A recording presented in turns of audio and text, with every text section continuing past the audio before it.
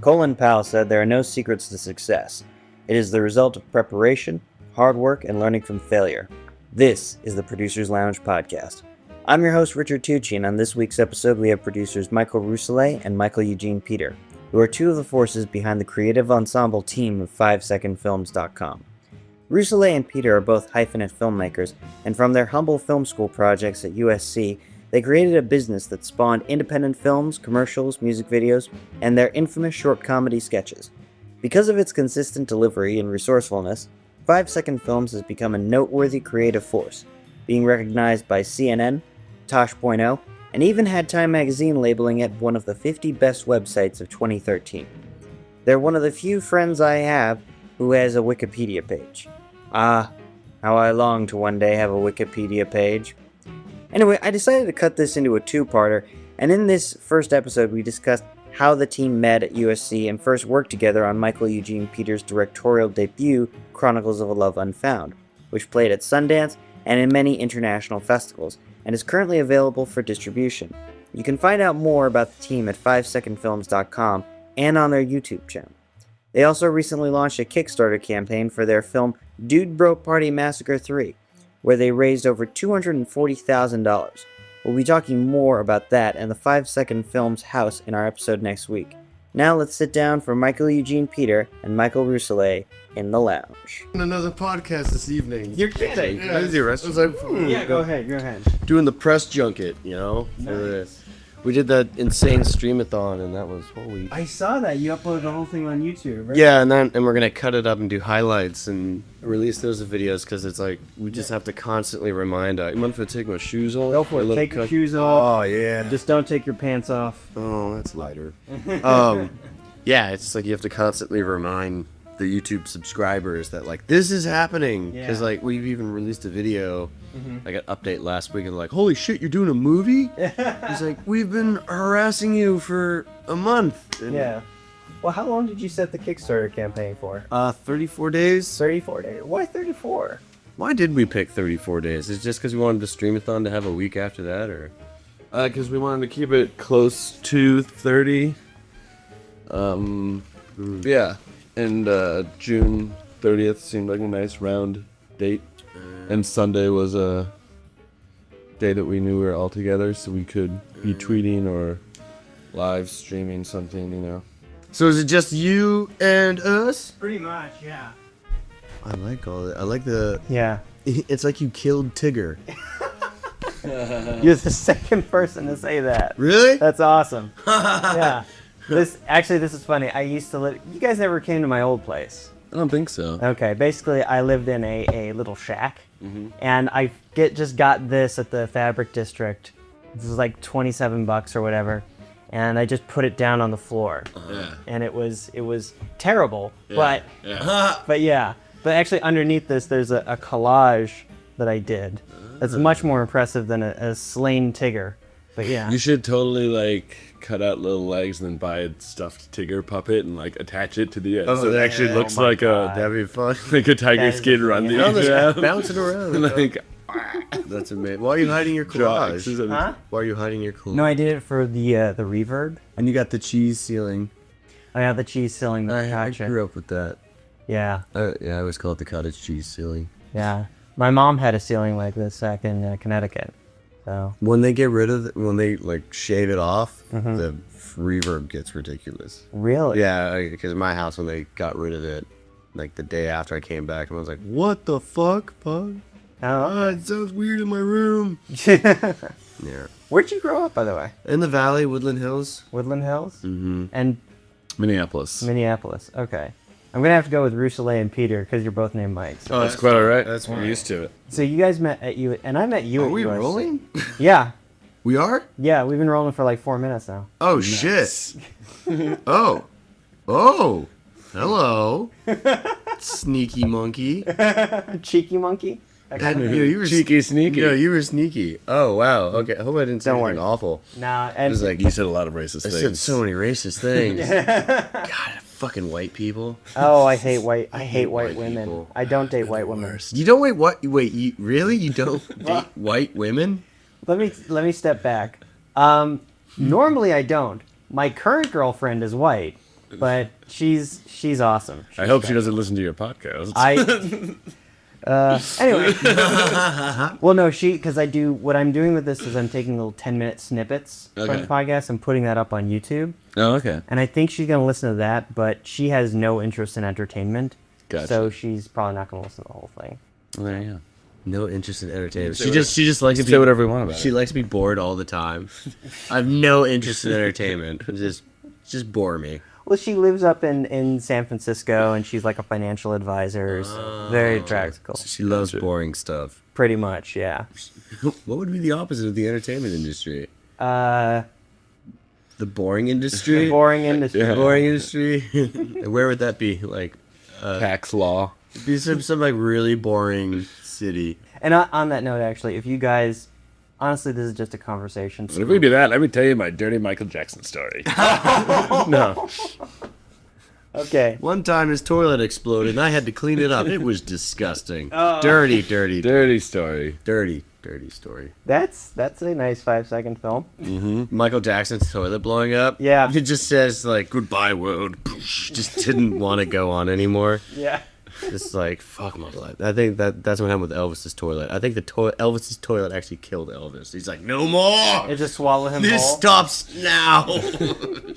No more peanut butter and banana sandwiches. Oh god, I regret You that. cruel man. Oh, I went to a Channel 101 screening like a couple weeks ago. Okay. And there was this video, some guy made it with his kid, and his kid was the star, and the whole theme was the shower was eating people. And it had like that weird glow effect, it just swallowed people into the void. Yeah. That's great. That's funny. It's like what, the bed that eats people, but it's a shower now. There's a bed that eats people? Yeah, it's a movie in the early 70s. I only know about it because Patton did a whole stand-up bit on it, and I was like, I have to look this up, and it's ridiculous. but it kind of, I had a joke, like an idea that a bed was so comfortable that the second you lie down on it, you die, because it's just like, oh my god, this is amazing, and then you just give up on living because nothing will be more satisfying than this mattress. I'd really like that, actually. Yeah. It's like that story from high school, like the philosophical happy box. What? Yeah, they told us in like, it was AP philosophy in my high school, and the question was, what if you could be plugged in to a happy box where you could lie there content, filled with chemicals that wouldn't harm you, but you would slowly erode away, but the chemicals would remain at a consistent and rising amount so that you would consistently feel happy for the rest of your days. And then you just can't leave the box? Well, in theory, you don't want to because you're always happy. Oh, well, fuck that. I want to get laid. Yeah. But I guess you'd be so happy and content you wouldn't want to get laid. No, fuck that. Maybe. I'll take the. I've never been that happy. No, I don't believe that exists. I'll take the fuck box. Just a box you fuck. Yeah. No, God, this box is great. Yeah. I'm not gonna leave. My dick's not gonna leave this box. That would be terrible. Just guys walking around with just like huge packages in their pants. No pun. And they make multiple flavors: vanilla, Asian, and watermelon. There you go. That needs to be bleeped out. So what's going on here? Okay, so what are we doing? Hey, okay. Since you already tricked us that we were recording. Yeah, I'm a tricky trickster like that. So basically, I was like looking up at podcasts when I discovered Nerdist a while ago. Oh yeah. And I saw there, and I looked online. There were podcasts for directors and writers and cinematographers, but there was nothing for producers and content creators. And so I wanted to do that, and I wanted to bring you guys in to talk about USC, Chronicles of a Love Unfound, 5-second films, Bro Party. Yeah. So Awesome. Dude Bro Party. Dude Bro Party 3. Party Massacre 3. So Yes. anyone listening is like, and now they're just going to talk about bro partying? Yeah, we're sitting here in the producer's lounge with our collars popped. And We're gonna just talk about dude breasts yeah. and tasty brews. Tasty brews. Yeah. Just guys hanging out. there you go. Yeah, we met at USC. And I was telling Mike, it was like, you were the first person to ever approach me about a script I wrote. Yeah. And I was a freshman, so I was all bright-eyed, like, oh my god, people are gonna, take me seriously with my scripts and everything. And I wrote it. That's how I taught before my balls dropped at USC. and I wrote a script about a father who believes his son was magically turned into a dog when in actuality his son was kidnapped, and he's ignorant of the fact that he's even missing.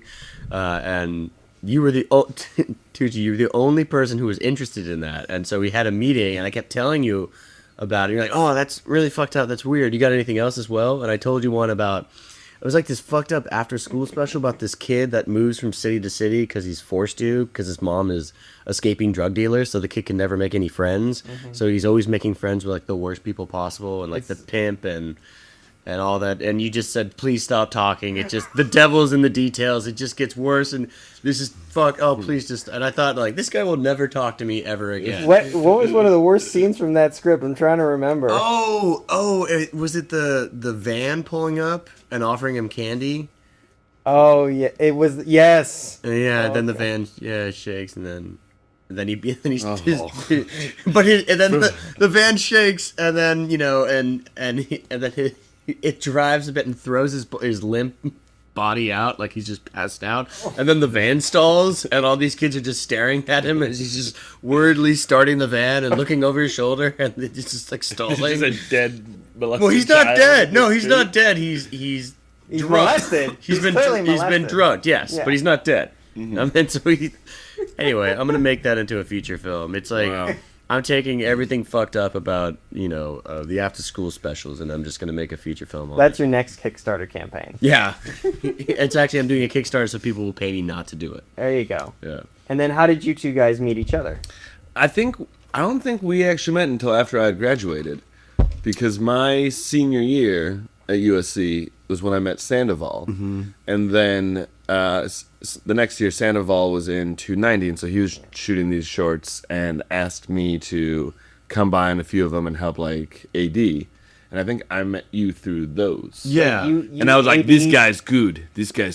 You AD to 290 shoot? Because 290s are generally like dolly, wheelchair dolly, straight up digital camera. Well, I mean, it wasn't like a traditional like AD like making call sheets and all this. It was just kind of more like being a well-organized and whip-cracking friend, Yeah, it was like, yeah, dude, I'll help you set up our department, and then when you're on your 50th take and we're running out of time, I'll say, hey, motherfucker, you need to move on. Yeah. For those of you who don't know the numbers of classes at USC, 290 is like the first, like, hey, everyone, even if you're in production or critical studies or screenwriting, it's like everyone has to pick up a camera and shoot 6 films? Yeah, it's like 5 or 6, like Five or little six 2-minute films, shorts.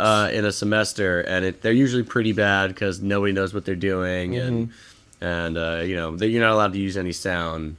As in dialogue, so it's all visual, which is still cool. But yeah, there's some rare gems that pop up, and a lot of them, for the most part, you're like, oh god, why did I make that film? And the typical film school art expression. I remember I was working on this, or I was on 290 class, and this is an example of how horrible these can be sometimes. This guy had made a documentary called 40 Acres in a Pool.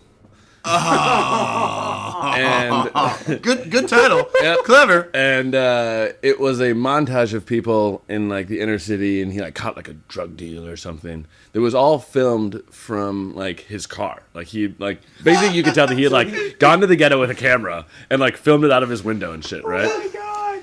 And USC students try to be socially conscious. Yeah. Oh god! And he uses this fucking Nelly song that was like called 40 Acres in a Pool, and like the times a pool, and then at the end he's all like 40 acres in a mule, fuck that, 40 acres in a pool.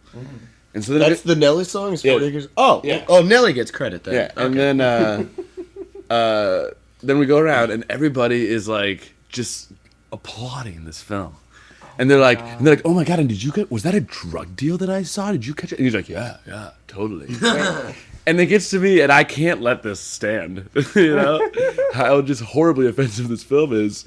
But I don't want to be that like super dick, so I just go, I thought it was an interesting choice to have a film which you call 40 Acres in a Pool, which is, a twist on 40 Acres in a Mule, and your opening shot is of... Which, by the way, let's clarify, he stole the title from a Nelly song. Yes. Yeah, there yes. So he's not even original. Yeah. And then I said, and your opening shot was of like, mostly like Mexicans at a market buying things. And you know, and he was like, well, you know, I don't think that 40 Acres and a Mule like really, you know, applies to just black people. Like I feel and I was like, well, no, it very specifically historically refers only to black people. And he was like, and I kind of these blank looks, and I see the professor at the other side of the room like turn his head down. And our professor was a guy who made documentaries, and like lived with Crips in San Francisco for like 6 months, like making a documentary about gangsters and shit. Nice. And I look around the class and I go, I was like, you know what 40 Acres and a Mule means, right? And I look around and I go, you all know what it means, right? And I just sit there blank stares, and I just lost so much faith in the education system all of a sudden. And I like had to tell people, like, I was like, okay, so back when the slaves were freed, they were all promised 40 acres and a mule, and you know, and a lot of them didn't even get and that. None of them got it, and that, you know, it's kind of become this thing. That's why Spike Lee's production company is called 40 Acres and Mule Productions. It's a reference to that. And they all just sat there like blank stares, and I was like, one of those ones I was like, wow, some of these rumors about USC are true. Oh God! Don't get me started about that. Don't get me started about rumors about USC.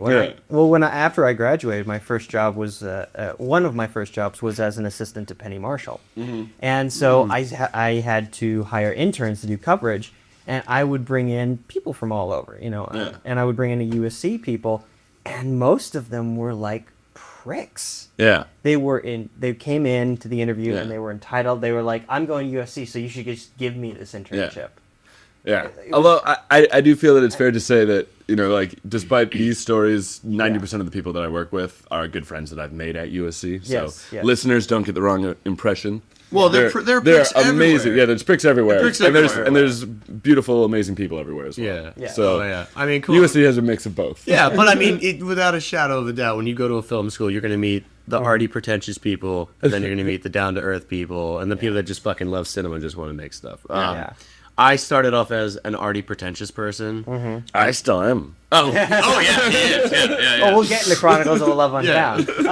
Yeah, but I was all like, Godard and Truffaut and Fellini, these are the movies, these real films that matter. And I would just offend people, like, oh, you like that Hollywood film?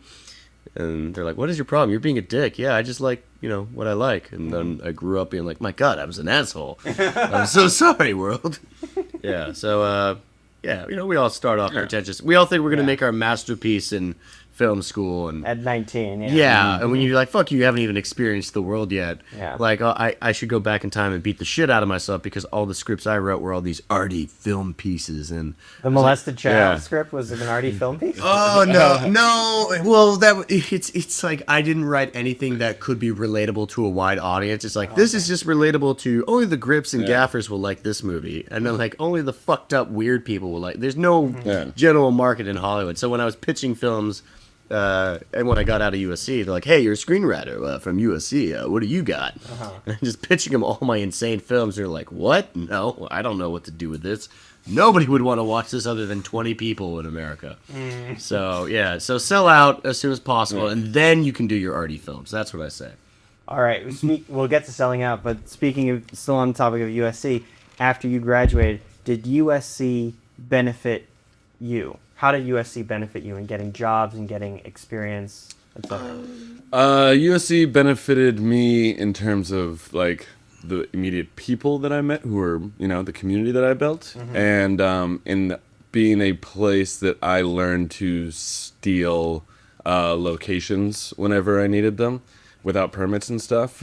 Outside of that, it didn't help me at all. What do you mean going to USC and just shooting there? Yeah, exactly. Shooting my own stuff and being like, I need a campus. Well, if I go down to USC, no one's going to stop me because they'll just assume I'm a film student. Yeah. There you go. You know? And throw out all the appropriate lingo. They'll be like, oh, yeah, film student. Okay. I'm just shooting my 290 and, you know, I don't know what I'm doing. There's huge stretches of Chronicles that were shot at USC. Oh, yeah. Yeah. A lot of 5-second films, too. Like, you know. Yeah. USC benefited me, you know, other than just meeting all the great people that I met there. That was my network of just friends that would just... Yeah. And, like, on paper it looks cool for a job interview. Like, I went to USC. Like, oh. But I've only really gotten a job from USC... No, actually, no. It's from Eric. I've never gotten a job from USC, and I've never gotten a job off of a resume. And honestly, like, now I've been working long enough that when someone hits me up like, oh, they're looking for, and I'm like, oh yeah, and someone asks me for a resume, my response is always, Oh, yeah. Give me a couple minutes. I need to update it because I haven't emailed it out for like 2 years. Yeah, because it's You know? it's like people and friends saying, "Oh, I've worked with Michael Peter. He's a fantastic guy. Just hire him." Okay, great. I trust your judgment because it's all just It's a recommendation based, like, you know, yeah. I job trust your market. opinion. I need a guy. All right, I'll trust your friend. Sure, and you're like, Yeah. "Oh, this guy's awesome." Yeah, Yeah. totally. Most people don't even know I went to USC until like they get to know me. They're like, "Oh, you went to USC? It must be really easy getting jobs in." I'm like, "Oh, it's just as difficult as with everybody else." Pretty much. It literally is all who you know. Yeah. And like I've given jobs to people I've worked with that did not go to the same college with me. I'm like, this guy's a great worker. Yeah. You know, this girl's fantastic. Like, you need a job, I'll help you out. You know, it's just you just prove that you're a hard worker. I mean, what was it? Did Mike James go to a film? So many Mikes. Did Mike James go to a film school in Indianapolis? I think so. But yeah, it wasn't in California. I think he went to a film school in Yeah, Indianapolis. and it's just just he was shooting a documentary, and somehow we were involved with that for the Silver Lake Jubilee. Because he was involved with the Silver Lake Jubilee, and they contacted us and were like, would you guys As like 5-second Yeah, films. as 5 second films. We're like, would you guys like to be involved? And we said we have no idea how 5 second films can be involved with a Jubilee like music festival. And then we said, what if we just ran the Lost and Found booth? Made it all goofy and And ridiculous. so yeah, we had a Lost and Found booth, and we put a wall behind us, all these ridiculous props, like someone had lost a giant magnet, or like lost their gorilla suit, and then in the meantime we played 5SFs and tried to sell merch and like met people, but in shooting a promo for that, that's how we met Mike James. And then Mike just a James is great now guy. like super hardcore member of 5 Second Films. Yeah. Like we just brought him in. We're like, yes, you What's fantastic? make good Like funny the band movies. eating people. It was And your name is also Michael, so we don't need to learn a new name. yeah. And after the fact, like a couple months went by, and Mike James like confided us, guys, I need to tell you, okay, it's really embarrassing. I've been a huge 5 Second Film fan for years, and like I was trying to maintain my giddiness the whole time we were hanging out and working, and now like I'm in the group, and like just to let you know, I'm a huge fan. This is awesome. Like, oh, didn't know, you're just a super nice guy who just got shit done. He lives in the 5SF house now. Yeah, Michael Peter moved out. Mike James moved in. It's a rule. You have to have 2 first names, and one of them has to be Michael to live in that room. Yeah. Actually, only I want the Peter and not the James. only a hardcore filmmaker could survive that house, because that house is just non-stop production. People insane. coming in and out, and All right, getting You're gear. going over a lot. I'm going over Back up. backing up. Because you've got a house, you've got a group, you're going for you. It sounds like a cult. It is a It cult. is. We meet on We Sundays. meet every Sunday. and you know the blood we drink is actually beer. There you go. Okay, going back. Okay, Okay. you graduate. When did you guys graduate from SC? I graduated in 2004. 4. I was 08, but that don't make that sound like I was a young kid, or I was in college for 6 years. I went to a community college for 2 years and then transferred into USC, and the I screenwriting graduated college late too. So. Yeah, and screenwriting was a 4-year program. So when I transferred in, they're like, "Hey, half your units don't count. You're here for 4 years. You fine with that?" And I'm like, "Okay," because they only accept 25 people out of the couple thousand submissions they get. So I was like, "Yeah, all right, fuck it. I'll take 4 years," which was cool because I got the full-on college experience of 4 years. So that sense of community was fun. We're college, partied a lot. So yeah, I did not miss my college experience. Okay. And then, so you graduate 08. At what point do you guys decide, hey, we should do stuff together outside of what? Oh, we were in Chronicles. Yeah, basically. I was still a student when you were doing Chronicles. Yeah, he was still a student, but I'd met him through Eric Sandoval, and then Eric said to me, because I was trying to get Chronicles made and had like made a little like prospectus and was like trying to. And like, Chronicles raise of money. Love Unfound is kind of an Yes. artistic feature Yes. film. Chronicles of Love Unfound is my first feature film that is one man's life story, all told through the eyes of different women and the relationships of his life. And they're interviewed like faux documentary style about their history with him, and it tells his life story. And it's all very artsy-fartsy film festival fodder type shit. But it's awesome. You did a really great job with it. Thank you. Like it was really high. you. Like, I remember you actually. You have an appearance in it. I do briefly. Uh-huh. And you invited me to set, and it was on a real sound stage. Mhm. And tell us, how did you? Okay, you decided to make the movie. Where do you go once you have this prospectus? Did this prospectus help? What was in it? Well, first, so I decided to make the movie. I didn't really know how to schedule or budget or anything like that.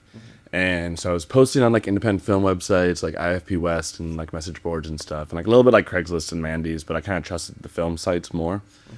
Trying to meet producers to help me out. So I met with one producer who looked at the prospectus and was like, yeah, totally, we can do this, and was like dropping some names and blah blah blah, and I was like, oh wow, this is exciting. And I had a plan that I was gonna like shoot. I was gonna have a little brief round of auditions.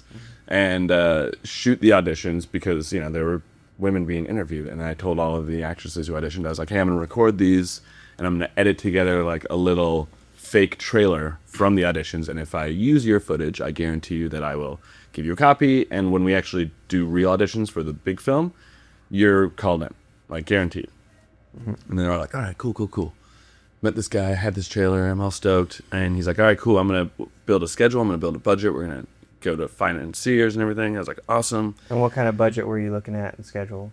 Well, I don't remember exactly because what ended up happening was it was a total scam.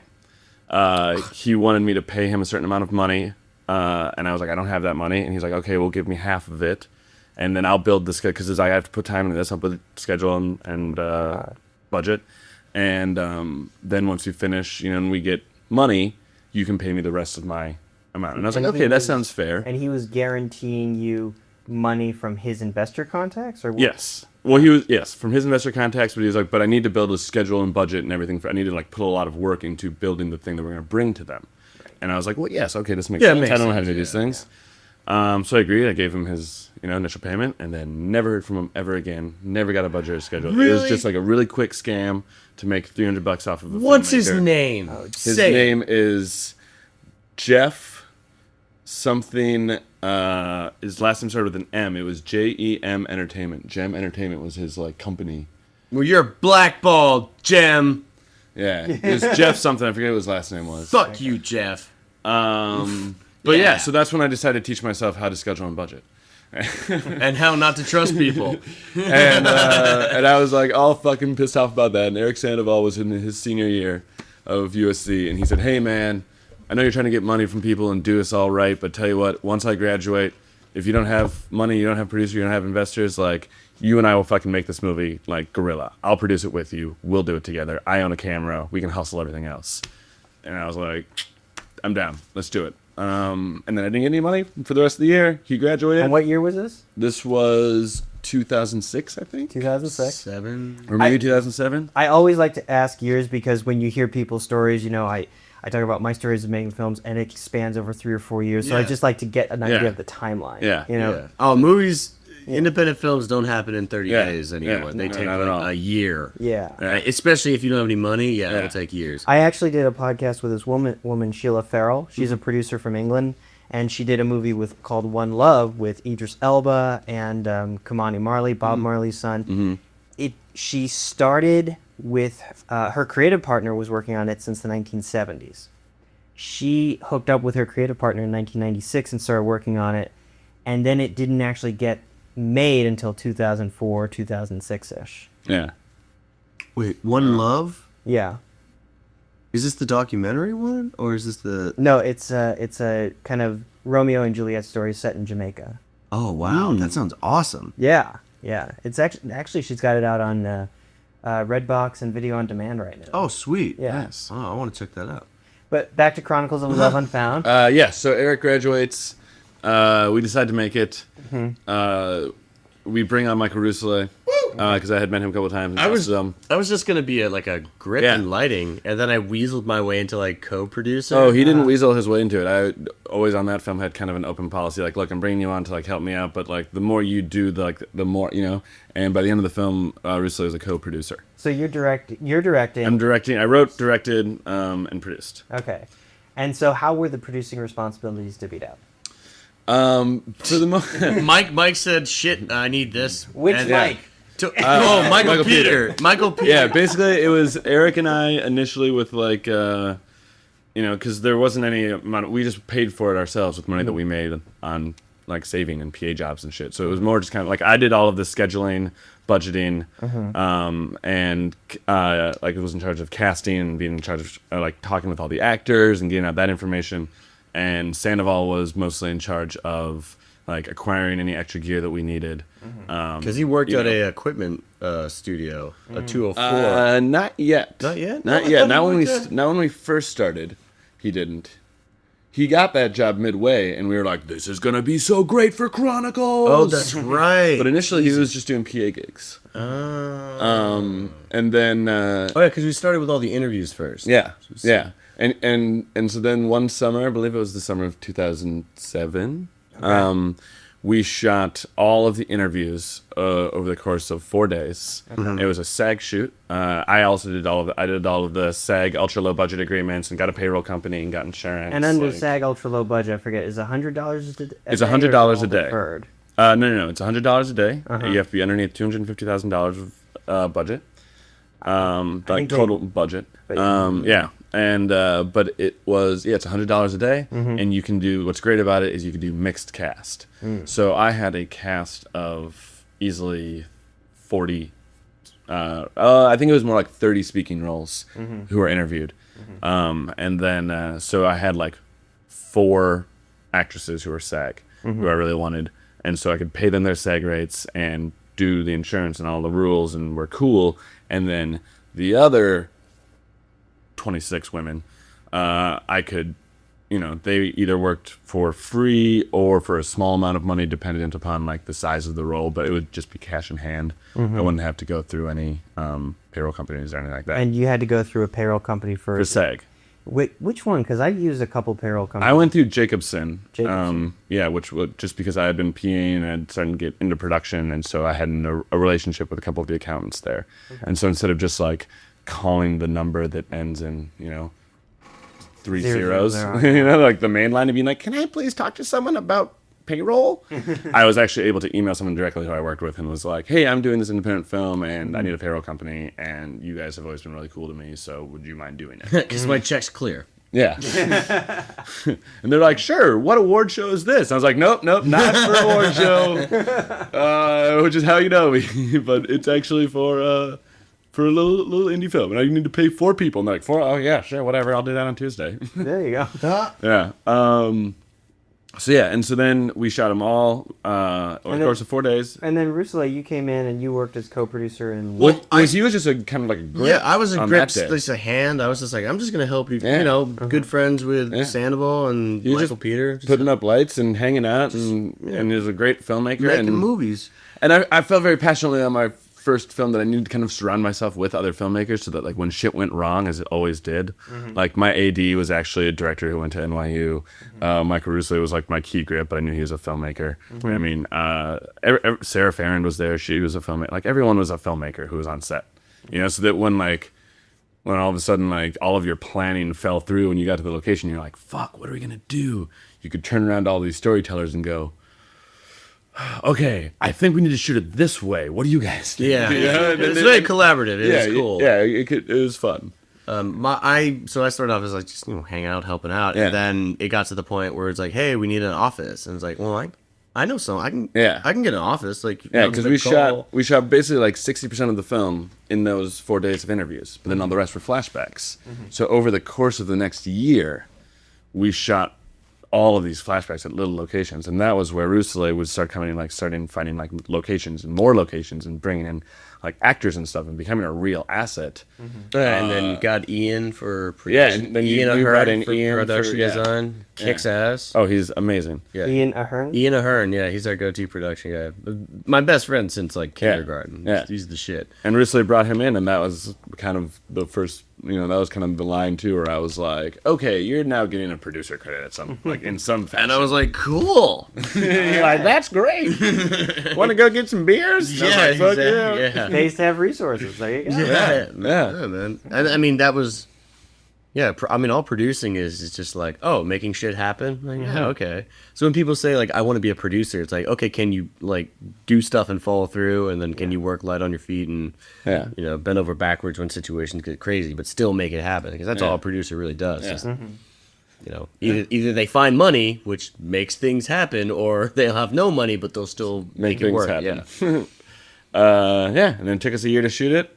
And it was Don in and post for a year. Whalen. Don and Whalen, the star of Chronicles. Oh, he's an amazing actor, and he's still a great friend. Oh, I yeah. work with him all the time. Still work with him, but for a whole year, A whole year. kept We coming shot- back and yeah. believing. And it And was he never has any lines in the movie too, and he pulls off. He's an the amazing interviewer. performance. he weaseled his way into a couple. He weaseled his way into a couple lines. No, I'm just kidding. He did? Oh, Well, that's right. That's right. I forgot. We don't see, but the you interviewer. never see the interviewer. Uh-huh. I played the interviewer because I felt comfortable like riffing with the actresses, and I knew all the characters. But I didn't want my voice to be, so I got Don in Because your voice is terrible. It's I'm horrible. so sorry, audience. and so I got Don in, who played the lead, and I had fallen in love with him as a director falls in love with any actor over the course of it, and it was like, I want you to do the interviewer voice, and it'll be kind of a fun, cool thing for people to know, like, oh, the actor who plays him is also, the voice of the interviewer. But during there was one scene that was a fight. It was a fight between him and his wife, and it was this huge Steadicam shot, and we spent the entire day on that one shot. First pre-lighting the entire house, then rehearsing the movement with the camera operator, and then bringing in our two main actors and rehearsing everything with just them, and then bringing in the 20-ish extras who were also in the scene, just standing there observing. And did it again, and they kind of improv the fight, and we kind of figured out beats as we went. And it's like, okay, well, you guys are fighting about this and that, and then you bring up that he cheated, and that motivates you to run over here, and the cameras, and we planned the whole thing out, and then they did this fucking amazing scene. And the only thing that was fucked up was every once in a while, because we had like light cues and stuff and actor cues, is every once in a while my voice would come in saying like Jessica. Q, light, light, you know what I mean? And I brought it to my sound editor, and he was like, dude, this is actually like a pretty good scene, and I can easily lift out your words and kind of do like a cool sound, rah, rah, rah. And so, like, what was that sound? That just sound designer. So in the final, mix of the film, their argument sounds a lot like, I can never trust you again. You fucking bitch. Like a memory. Yeah, exactly. Because it's a flashback. It's a memory. And the way the philosophy behind it was, you never remember everything that was said during a fight with a significant other. You just remember that like 2 or 3 things they said that really cut you to the bone. And so most of the fight is a haze, except for like when she, says this really hard or like mean thing to him, or when he says this really horrible thing. And that is how Don and Whalen got some dialogue in the film. There you go. As Benjamin Douglas Shaw, which was the character's name. Like, that character was not supposed to speak, and then they just acted the shit out of the scene, and I was like, I have to put this in. It's too good. The only thing I remember from that shoot day is the big U-Haul breaking down or going up the hill. Oh, yeah. It's such a steep hill. We had a Which U-Haul. neighborhood did you shoot it in? Echo Park? Yeah. Oh, okay. Hilly. Yeah. Fuck. The hill was like, oh my god. it felt like a fucking perpendicular angle. Like, it was just like, the truck couldn't make it, and we had to the truck broke down. We had to carry gear. lug up everything the hill. up halfway up the hill. Oh, and is that when Eric? Oh, and Eric had like a bunch of combo stands fell on his ankle. Yeah. Because what we ended up doing was we took equipment out of the broken down U-Haul and put it in bit by bit into Eric Sandoval's pickup truck, Right. and drove up the hill, which isn't the best way to do things with combo stands, because they've got the little bolts on them that tighten them, and when you lay them down as opposed to hanging them upright, you can lean on it, and one of them got loosened. And so Eric Sandoval's in the back of the pickup truck. He grabs this huge combo stand, lifts it up, and when he does it, because the nut is loosened, it expands. It slides out, and he totally loses his balance. And fell, and Sandoval, being the beautiful filmmaker and man that he is, decides like, oh no, this combo stand we rented, I must keep my body underneath it in order to protect the equipment. This huge piece of metal. And just twisted the shit out of his ankle.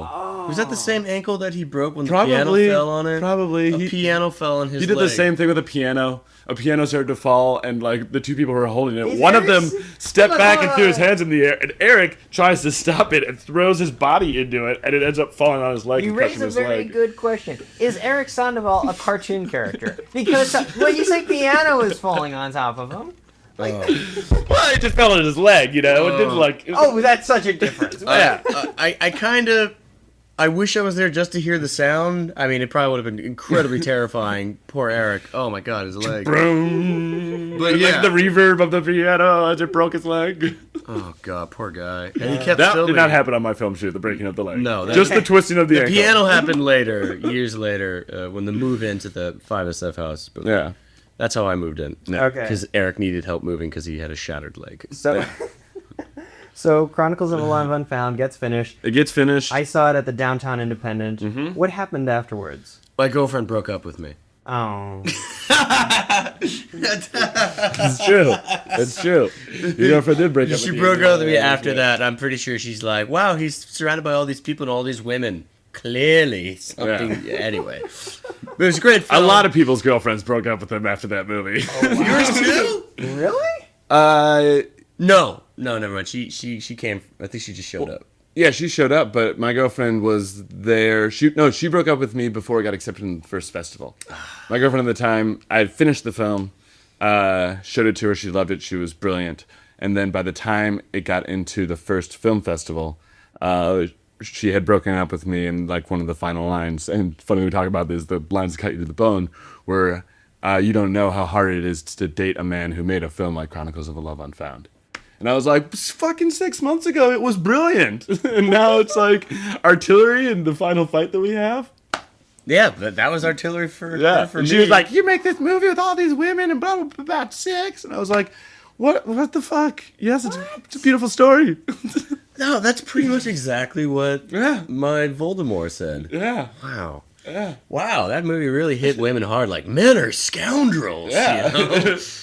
The actresses love it. Oh, yeah, the actresses love it. Yeah. I just love to look at all those fucking monologues that you gave these women, you know, like, because that was a big thing. Is I You wanted can to write treat women. Yeah, I wanted to write women, and I wanted to treat actresses as people who can deliver monologues and talk, and not just be like hot girl in the bikini number 2. And that's a great strategy for independent filmmakers, too, because you get to take advantage from, quote-unquote, an underused resource, which is great female actors or great actors of color. You know, if you make a great film with African-American roles that aren't pop the cap in his ass, motherfucker, you know, you're going to get great talent. Yeah. On that note, did you ever consider... Oh, sorry. No, I was said the entire script was designed around that because I like wrote it the first year that I was working at LA Film Festival. I learned all this shit about independent film, and so that's why it was specifically written for like women and to be them talking about the past, so I could have women in their 30s, you know, who have kind of passed that like, oh well, you're not the 25-year-old hot actress, you know, anymore. Like, you know what I mean? Like, you're now a mature woman and you have to go for like the mature woman roles. Yeah. And so it was, and I didn't know a whole lot about sound, but I knew that I could control it in an interview situation. So that was another reason that all of the women were interviewed, and I only needed one location to do that. So financially it was easier. And then all of the flashbacks were all MOS. So I didn't have to worry about sound, and I could shoot underneath a fucking freeway if I wanted, and not be like, oh, we're not going to get any dialogue here. It didn't matter. There was no dialogue. There you go. You know? And on that note, did you ever consider from a producing angle of like plopping down 10 grand or whatever and getting somebody who was like a D-list TV actress to come in for a day for one of the interviews? I considered it, but ultimately, like with a cast that size, like once it was mostly unknown actors, it's kind of one of those things where I felt like the appearance of one would kind of take you out of it a little bit. Like it's like you can always buy unknown actors just as the people that they are. You know what I mean? Like you just see them and you're like, okay, you're that character. You don't see like when it's a known actor, you see them and you're like, oh, that's, you know, Okay. that's Idris Elba, you know, doing an amazing job as Luther, you know, or doing an amazing job as this character or that character. And that's not a bad thing, you know. I love, you know, but there's a small part of me that, you know, when I first watched Luther, I decided, hey, Stringer Bell is playing a cop now, you know, because it's like, because you know them from other roles, and this way, these people, you just knew them as those people. I don't know who that is. He's awesome. He's the man. I thought you were talking about. You never seen The Wire or Luther? No. Pretty good. I don't have my finger on the pulse of culture, pop culture anymore. Everything I know is like pre-1999. Yeah, I'm too busy. All right, I'm making my own culture. There you go. He- And on he's that, oh, go ahead. well, on that note, you're making your own culture. You are literally making your own culture with 5-second films. Yeah, we all are, yeah. How did that start after Chronicles of Love? Well, okay, we're going to go back to USC. And that's all the time we have for this episode. Join us next week when we'll talk with my guests Michael Rousselet and Michael Eugene Peter about how 5-second films became a cultural phenomenon. Check them out at 5secondfilms.com. Also, their feature film Dude Bro Party Massacre 3 is on Kickstarter, and you can still donate on Kickstarter even though the deadline is closed. You can also find out more about Chronicles of Love Unfound and the other topics we covered by visiting the links for this episode on our website. Our banner image this week is by myself. Our music this week is Snowbound by Producers Lounge fan Dennis Mitchelltree. Please check out his website at dennismitchelltree.com. We're starting to grow our Producers Lounge community, so if you'd like to submit either jazz music or banner photos for an episode, post a link on our Facebook page. You can like us on Facebook at facebook.com/theproducerslounge. Remember, you show your support for films by not downloading them, you show your support on Hulu by clicking on the commercials, and you show your support for podcasts by liking and commenting. And you can always check out our website, www.theproducersloungepodcast.com. Thank you again. I'm your host, Richard Tucci. Join us next week for more cocktails and questions, and until then, keep producing dreams.